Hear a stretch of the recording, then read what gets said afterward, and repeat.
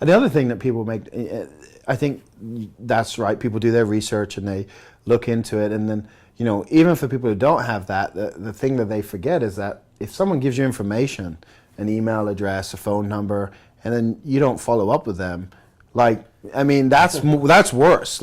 You can get away with not having all that other stuff, and maybe you're too busy, and it's just for you, it's almost impossible to be a priority. But you can't get away with just ignoring someone. And it's funny because people think that we live in a different age now than we did. You think about back when you would want to get married, there'd be courting and there'd be permission and there'd be all these steps. And now you can swipe left, swipe right, go on a date, end up in bed with someone, all that stuff.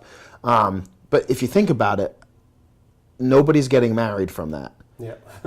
If people are having kids, they're not staying together. Mm-hmm. We got a lot of single parents, and it's because things were done out of order. So you look at sustainability, you look at long-term business growth, and you don't want to start relationships in that same manner because it's the same thing. If you're selling super quick results on the front end, right, and someone buys super quick results, and you don't make them realize that this is just a beginning phase.